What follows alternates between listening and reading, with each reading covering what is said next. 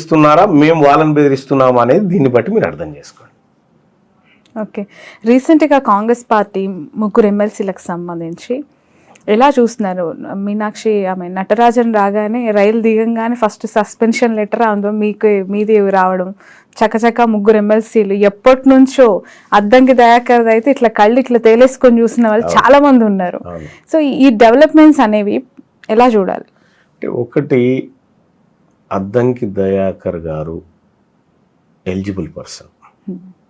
ఎందుకంటే కాంగ్రెస్ పార్టీ విధానాన్ని అనేక వేదికల మీద తనదై మాట్లాడిండు. రెండోది, తెలంగాణ ఉద్యమంలో క్రియాశీలకంగా పనిచేసినటువంటి ఆయనకి ఎప్పుడో రావాల్సిందే, కానీ అగ్రవర్ణాలు కొంత కుట్ర చేసి ఆయన్ని ఇబ్బంది పెట్టే కార్యక్రమం చేసింది.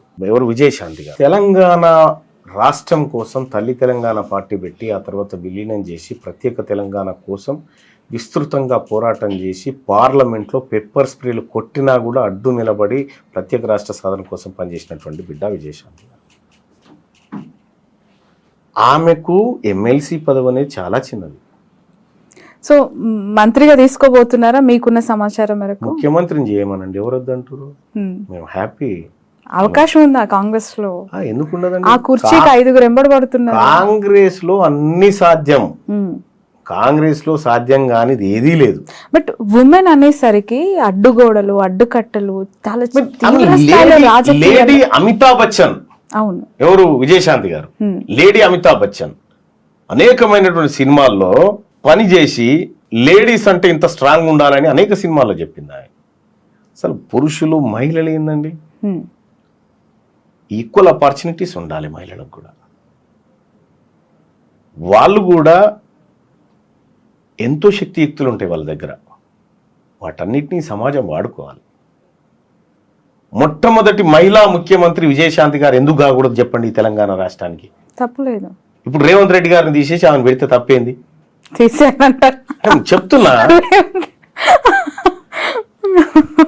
చెప్తున్నానండి, తప్పే ఉంది. ఒక మహిళలకు సంబంధించి ఈ ఎమ్మెల్సీ పదవి రావటానికే ఇంత ఆపోసోపాలు పడి, ఇంత 1 year గవర్నెన్స్ కంప్లీట్ చేసుకొని, ఇంత సిచ్యువేషన్స్లో వాళ్ళకి ఆ పదవులు ఇచ్చినా కూడా ఇంకా ఏం పని చేసిరని పక్క పార్టీ నుంచి వచ్చిన వాళ్ళకి అందలం ఎక్కిస్తారని విమర్శలు వస్తూ ఉన్నాయి. విమర్శలు అనేటివి కామన్ అండి, కామన్గా వస్తూ ఉంటాయి. ఏ పని చేసినా ఆ పనిని వ్యతిరేకించేటువంటి సమూహం కొద్ది ఉంటుంది. ఇప్పుడు మరి ఎవరికి ఇస్తే సాటిస్ఫై అన్నట్టు? ఇప్పుడు అవి దానికి అర్హులైన వాళ్ళు ఎవరు? ఇంతకు మించిన అర్హులు ఎవరు ఉంటారు? 3 దశాబ్దాల కాలం పాటు కాంగ్రెస్ పార్టీని పట్టుకుని ఆ జెండా మోసిన శంకర్ నాయక్ కుటుంబానికి ఇవ్వాల్సిందే కదా. దశాబ్ద కాలం నుంచి పోరాటాలు చేస్తున్న అద్దంకి దయాకర్ కాదా? తెలంగాణ రాష్ట్రాన్ని పట్టుకొచ్చిన ఆడబిడ్డ విజయశాంతి కాదా? ఇంతకు మించిన అర్హతలు ఎవరికి ఉన్నాయి? ఇంకా మధుయాష్కి గౌడ్ గారు తీన్మార్ మల్లన్నతో కలిసి నడవబోతూ ఉన్నారా? భవిష్యత్ కార్యాచరణ ఏ విధంగా ఉండబోతుంది? విషయం ఏంటంటే, మేము ఎప్పుడు విడివిడిగా నడవలే, కలిసి మేమంతా ఒకే వర్గాలము, ఒకే ఆలోచనతో ఉన్నటువంటి వాళ్ళము. అటు ఆయన Congress party campaigning committee chairman, నేను కన్వీనర్. కాంగ్రెస్ పార్టీని ముందు వరుసలో నడిపించడానికి ఆయన శక్తి వంచన లేకుండా కృషి చేసిండు, మాతో పని చేయించిండు. ఓపెన్ క్వశ్చన్ ఆన్సర్ ఇవ్వండి.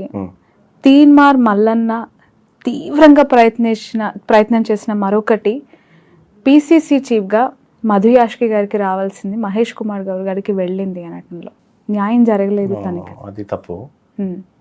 నేను ఆ రోజు మార్నింగ్ న్యూస్లో లైవ్లో పోల్ పెట్టినా, వీళ్ళిద్దరు బీసీలు, వీరిద్దరిట్లో ఎవరు కావాలి మనకు అని చెప్పి చూజ్ చేసుకోరు మీరే అని చెప్పిన ప్రజలకి. ఇద్దరిట్లో ఎవరికి వచ్చినా మనోళ్ళే అని చెప్పిన, కానీ బీసీలకు రావాలని చెప్పిన. ఇదైతే సత్యం.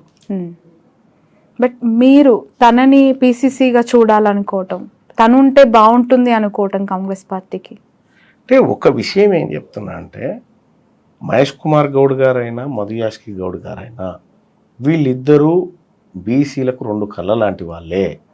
ఎవరైనా ఓకే అని చెప్పినా కానీ స్పెసిఫిక్గా ఇల్లే ఉండాలని ఎవరికి చెప్పలేదు. గత 10 ఏళ్ల కేసీఆర్ గారి ప్రభుత్వం 1.5 సంవత్సరంగా రేవంత్ రెడ్డి గారి ప్రభుత్వ పరిపాలన తీన్మార్ మల్లన్న గారు చూస్తూ ఉన్నారు, విమర్శిస్తూ ఉన్నారు, పోరాడుతూ ఉన్నారు. ఎలా ఉంది డిఫరెన్సియేషన్ మీ మాటల్లో? మీరు ఎక్కువ మందిని ఇంటర్వ్యూ చేస్తారు కాబట్టి మీరు చెప్పాలి. ఇప్పుడు మీరు ఒక నినాదంతో ముందుకెళ్తూ ఉన్నారు, కొన్ని మంచి పనులు చేస్తున్నారు కేసీ. ఇప్పుడు మీరే అన్నారు అది పర్ క్యాపిటల్ బయట పెట్టారు అని చెప్పి. గవర్నెన్స్ లో డిఫరెన్స్ వాళ్ళకు ఈ పాయింట్ భవిష్యత్తులో వీళ్ళు పట్టుకుంటారు అనేటువంటి ఇంటెన్షన్ ఉంటే ఇది బయట పెట్టకపోదురు, దాని కథ వేరు. ఓకే, సో డిఫరెన్స్ మీ మాటల్లో ఎట్లా ఉంది గవర్నెన్స్, ఇద్దరికి వ్యత్యాసం? అంటే ఒకటి, తెలంగాణ రాష్ట్రం దగ్గర విపరీతమైన మిగులు బడ్జెట్ ఉన్నప్పుడు కేసీఆర్ ముఖ్యమంత్రి, ఏదంటే అది విచ్చలవిడిగా అప్పులు తెచ్చి మరీ చేసి పారేసింది. కాంగ్రెస్ పార్టీ మేము అంతకంటే ఎక్కువ చేస్తామని చెప్పింది. ఎక్స్పెక్టేషన్స్ ఎక్కువ ఉన్నాయి కాంగ్రెస్ పార్టీ ప్రభుత్వం మీద. తీరా రేవంత్ రెడ్డి గారు నిన్ననో మొన్న మాట్లాడుకుంటూ, ఇండియా టీవీ కంక్లేవ్లో మాట్లాడుకుంటూ, తెలంగాణ ఉప్పర్ షేర్వాని అందరు పరేషాని అని చెప్పిండు. అదే కంక్లేవ్లో ఉప్పర్ షేర్వాని అందరు పరేషాన్ అని చెప్పి పైసలు లేవు, ఏమీ లేవు, అంత ఆగమైపోయింది తెలంగాణ, ఉంటే కదా ఏమన్నా అడిగి తెచ్చిండు. మళ్ళీ ఏమంటాడు, ఒలింపిక్ గేమ్స్ హైదరాబాద్లో నిర్వహిస్తామంటాడు. మన తన గిల్లి దండ ఆడడానికి డబ్బులు లేవు, ఒలింపిక్ గేమ్స్ ఆడిపిస్తాయిడా అని చెప్తాడు. మిస్ యూనివర్స్ ఫ్యాషన్ అదే పెడుతున్నాం, ఇది పెట్టరా అంటారు. ఆ ఈవెంట్ ఏంది, ఈ ఈవెంట్ ఏంది? ఇప్పుడు పొద్దుగాల 42% కూడా ఉప్పర్ షేర్వాని అందరు పరేషాన్ అనకుండా ఉండాలని చూస్తున్నాం మేము, అంతే. రైట్. మొన్న మీరు సస్పెండ్ అయ్యాక ప్రెస్ మీట్ పెట్టినప్పుడు మీ రైట్ సైడ్ కూర్చున్న వ్యక్తి కేసీఆర్ గారి మాజీ పిఆర్ఓ విజయ్ కుమార్ గారు. ఏంటి ఆ డెవలప్మెంట్? సడన్ గా ఆయనను తెర మీదకి తీసుకొచ్చేసారు, మీ పక్కన ప్రత్యక్షం అయ్యారు. మీరు వివాహం కాకముందుకు మీ నాన్న పక్కన ఉన్నారు, తర్వాత చిదంబరం గారి పక్కన ఉన్నారు. ఏంది డెవలప్మెంట్ అంటే ఏం చెప్పాలి నేను? ఆయన ఒక బీసీ నాయకుడు, ఇప్పుడు కేసీఆర్ గారు తెలంగాణ ఉద్యమం చేసినప్పుడు అనేక మంది ఇతర పార్టీలలో వచ్చి పక్కన కూర్చున్నారు. ఏంది డెవలప్మెంట్ అంటే ఉద్యమం. బ్యాడ్ సిచ్యువేషన్స్ లో తను కేసీఆర్ నుంచి దూరం అవటము, తర్వాత ఎక్కడ కనిపించకపోవడం, ఏదో బుక్ లాంచ్ లో కనిపించారు, అదే చివరి సందర్భం మీడియాలో విజయ్ గారి గురించి. We all know about him. మీరు ఆయనని బయటకు తీసుకొచ్చి మీ పక్కన కూర్చోబెట్టుకోవడం అనేది చాలా విషయం. ఏంటంటే అతనికున్న నాలెడ్జ్, అతనికున్న బీసీల పట్ల ఉన్న ప్రేమ, అతనికున్న కమిట్మెంట్ ఈ ఉద్యమానికి అవసరమని భావిస్తా ఉన్నాము, అందుకోసం ఆయన వచ్చింది తప్ప అందరం కలిసిమెలిసి ముందుకు పోవాలనుకుంటున్నాం. మీ టార్గెట్ ఏంటి పొలిటికల్ గా? What is your ambition future లో? నా టార్గెట్ చెప్తా ఉన్నా, తీన్మార్ మల్లన్న చనిపోయిన తర్వాత 1,00,000 మంది నా సావుకు రావాలి, ఇది నా టార్గెట్. అంటే ఈ క్వశ్చన్ నేను అడిగితే మరి మీరు ఫీల్ అవుతారు, ఇప్పుడు మీరు సాధించుకున్న ఆదరణ, మీరు తెచ్చుకున్న పేరు వల్ల అంతకంటే ఎక్కువనే రెస్పాన్స్ వస్తుంది. గుడ్ మార్నింగ్ తెలంగాణ ద్వారా ఎమ్మెల్సీ ఏంటంటే మీరు దాంట్లో లాజిక్ అర్థం చేసుకోవాలి. అంటే మనము ఈ చనిపోయిన తర్వాత కూడా బ్రతికుండాలంటే ఈ సమాజం గురించి, సమాజంలో ఉన్న ప్రజల గురించి ఏదో ఒక మంచి పని చేసుకోవాలి. అప్పుడే ఈ సమాజం మనల్ని గుర్తుపెట్టుకుంటుంది. వట్టిగా చనిపోవడానికి నేను సిద్ధంగా లేను. ఫస్ట్ ఆఫ్ ఆల్ ఏదో ఈ ప్రజల కోసం చేయాల్సిందే అనేటువంటి తపంతో ఉన్నా. సో దాంట్లో ఇన్డెప్త్కి పోతే అర్థాలు దొరుకుతాయి, బట్ మీకు సూచాయగా చెప్పిన అంతే.